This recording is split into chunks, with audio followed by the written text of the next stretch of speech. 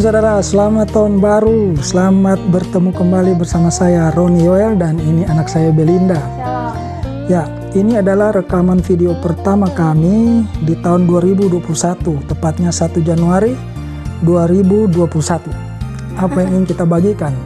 Yang ingin kita bagikan adalah mari kita masuki tahun 2021 ini dengan satu kata, semangat. Semangat. Ya, di dalam Tuhan itu tidak ada istilahnya ragu-ragu, tidak ada istilahnya kalah, tidak ada istilahnya tertindas. Iya. Ya, mari kita mulai dengan Amsal 17 ayat 22. Amsal 17 ayat 22. Hati yang gembira adalah obat yang manjur, tetapi semangat yang patah mengeringkan tulang. Ini Amsal 17 mengatakan ayat 22, hati yang gembira adalah obat yang manjur. Obat itu kan selalu berfungsi sebagai penyembuh. Artinya kalau hatimu gembira, maka seharusnya ya apapun perasaan-perasaan yang menyakitkan, ya, Ya. apa itu disebabkan oleh pergaulan, apakah itu disebabkan oleh kegagalan, itu harusnya sembuh. Iya. Ya, itu hati gembira, katanya begitu. Sebaliknya kalau semangat yang patah itu mengeringkan tulang. Ini tidak bisa dibayangkan ya, tulang kalau kering ini manusia hidup seperti apa. Nah, itu yang kita mesti pahami. Jadi kalau kita memasuki tahun 2021 ini dengan semangat yang patah, ya apalagi kita masih terbeban dengan peristiwa-peristiwa tahun 2020. Ya, kenapa sih kita itu hidupnya merasa terbeban? Nah, salah satunya adalah bahwa kita sebagai manusia ini entah sadar atau tidak, seringkali setiap kali ada masalah itu semua mau kita tampung di dalam pikiran kita sendiri. Padahal sebenarnya ya, di dalam Tuhan itu yang Tuhan ingin lihat dari kehidupan kita itu bukan apa-apa yang kamu kerjakan. Contoh sederhana begini, kamu pengen jualan di warung gitu ya, ya jualan di warung. Sebenarnya yang Tuhan mau lihat itu bukan kamu pergi belanja di mana, lalu kamu mulai tata barang-barang kamu di warung ya kan, lalu kamu saya kasih harga, lalu kamu mulai promosi. Tuhan nggak lihat itu. Sebenarnya yang Tuhan mau lihat itu bagaimana kamu melibatkan Tuhan di dalam pekerjaan kamu itu. Gitu. Oke, makanya kita perlu baca nih. Ada di Yakobus, coba. Kita buka Yakobus. Ini bagus sekali nih. Yakobus 4 ayat 13 sampai 16 kita baca. Yakobus 4 ayat 13. Nah, silakan. Jadi sekarang, jangan melupakan Tuhan dalam perencanaan. Jadi sekarang, hai kamu yang berkata, hari ini atau besok kami berangkat ke kota Anu, dan di sana kami akan tinggal setahun dan berdagang serta mendapat untung. Sedang kamu tidak tahu apa yang akan terjadi besok. Apakah arti hidupmu? Nah, berhenti dulu sampai di situ. Biasanya orang kan seperti ini, punya rencana ya kan, langsung membuat susunan gitu loh, tahap-tahapannya, berpikir seperti ini. Jadi sekarang kita akan bertemu dengan nasihat daripada firman Tuhan.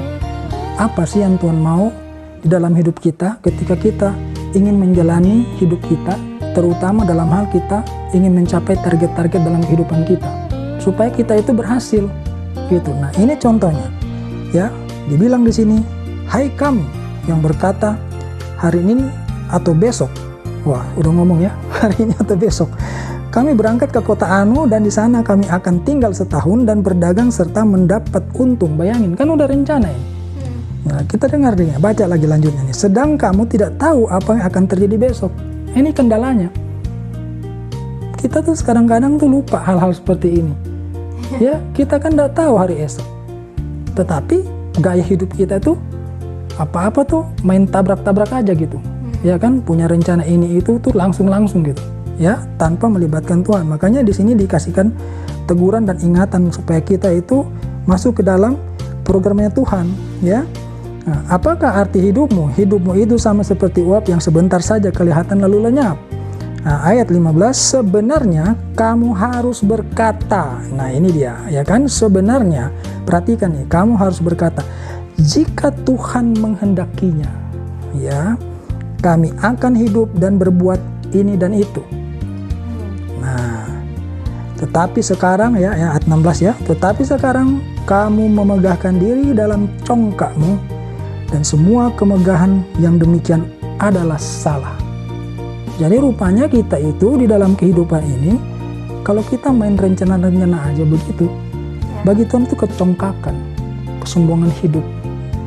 Nah, jadi kita sekarang boleh evaluasi, kenapa sih saya mengalami banyak kegagalan, atau ada keinginan-keinginan kita, ya, di dalam rencana-rencana kita, itu kita tidak mencapainya gitu dengan maksimal. Kenapa? Ya, bisa jadi seperti ini polanya. Ya toh? Bisa jadi seperti ini polanya. Nah, satu lagi coba kita baca di Mazmur. Ya. Mazmur 127 ayat 1. Ini juga ada nasihat yang bagus sekali. Ini raja besar ini yang ngomong ya. Nah, 127 ayat 1. Berkat Tuhan pangkal selamat, nyanyian ziarah Salomo. Kalau bukan Tuhan yang membangun rumah, sia-sialah usaha orang yang membangunnya. Kalau bukan Tuhan yang mengawal kota, sia-sialah pengawal berjaga-jaga. Perhatikan ya. Di sini Salomo, seorang raja yang besar yang berhasil banyak, ya kan? Dia sendiri mengakui gitu loh. Dia bilang di sini sia-sialah, ya kan? Usaha orang membangunnya gitu kan, jikalau bukan Tuhan yang membangun rumah. Gitu. Ini kan suatu gambaran bahwa apapun yang kita mau kerjakan di sini, kalau Tuhan tidak terlibat, segala sesuatunya itu sia-sia. Ya. Nah, yang paling celaka lagi adalah ketika kita tiba kepada sesuatu yang tidak sesuai dengan harapan, lalu kemudian keluar persungutan. Nah, ini lebih parah lagi. Ya, tahu bersungut-sungut ya?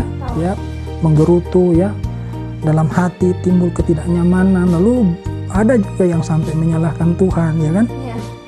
Mungkin dia bilang, saya sudah rajin beribadah, ya kan? Saya sudah rajin berdoa. Bahkan bukan cuma berdoa, doa puasa juga, ya kan? Pelayanan juga. Tapi kenapa masalah saya tidak selesai? Kenapa rencana saya tidak tercapai? Ya kan? Itu mulai, walaupun kesannya bertanya, tapi sebenarnya itu nuansanya itu nuansa keluhan. Ya, artinya dia seolah-olah mengklaim bahwa Tuhan ini tidak adil gitu loh. Padahal kalau mau diteliti dengan lebih baik lagi, di dalam kehidupannya banyak kali dia itu tidak melibatkan Tuhan. Ya, segala sesuatu dipikirkan ya. Seolah-olah dia dapat menyelesaikan itu sendiri. Contoh ya, seperti tadi yang saya bilang tadi mengenai kita misalnya buka warung. Ya kan? Kamu melakukan segala sesuatu itu.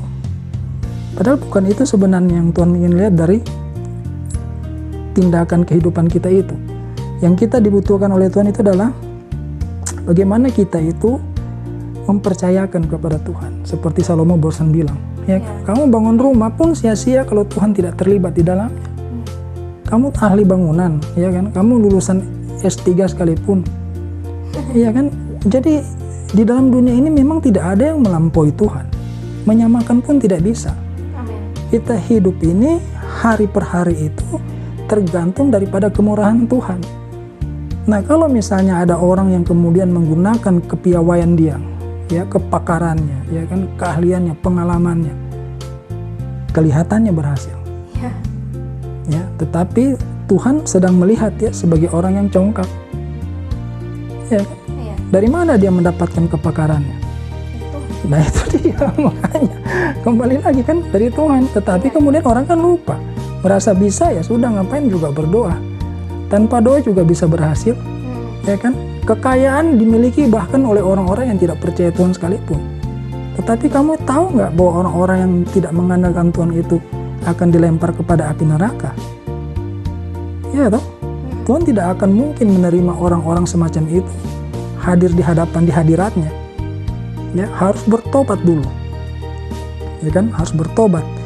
Nah, jadi kita hari ini belajar bahwa kehidupan kita itu akan mengalami banyak kendala, banyak hambatan apabila kita terus menggunakan kebatinan kita, ya, apa pikiran-pikiran kita untuk mencari-cari celah, mencari-cari cara gitu. Kamu punya masalah, kamu pikirkan, ya, itu kan jadi beban.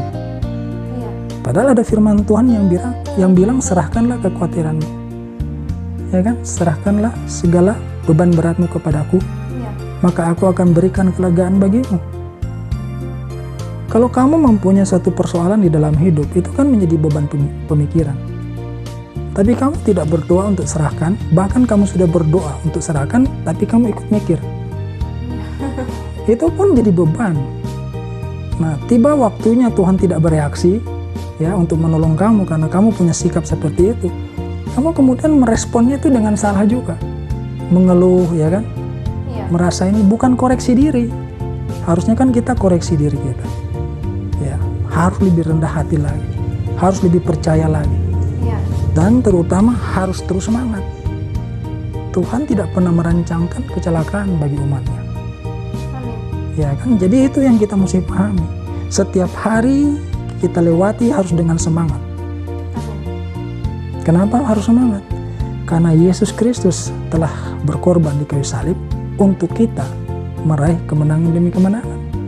Kalau dosa kita saja, ya, bisa ditebus, diampuni oleh Tuhan, apalagi masa depan kita.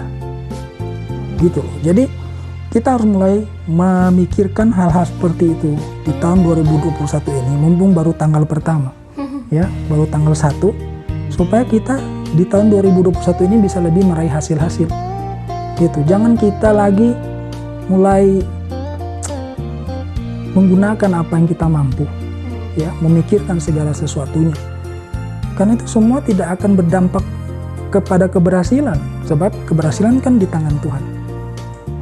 Ya, sekuat apapun kamu berusaha, ya, kita contohkan misalkan Daud lawan Goliat, segala atribut kekuatan, ya, kesaktian, pengalaman, semua ada di Goliat, tapi dia kan bukan seseorang yang mengandalkan Tuhan.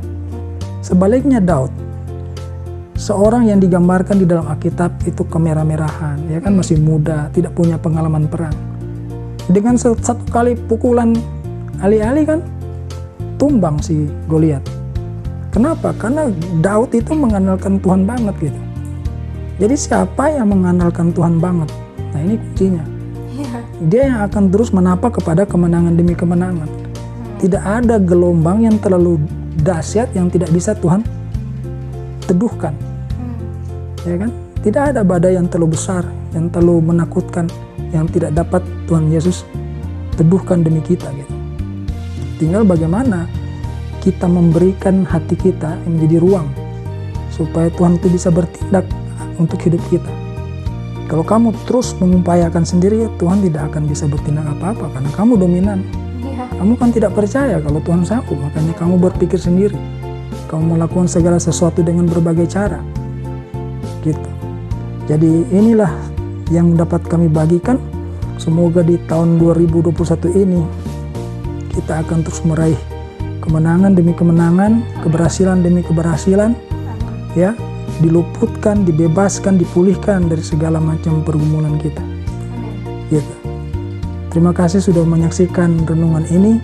Kiranya memberkati saudara semua. Haleluya, amin.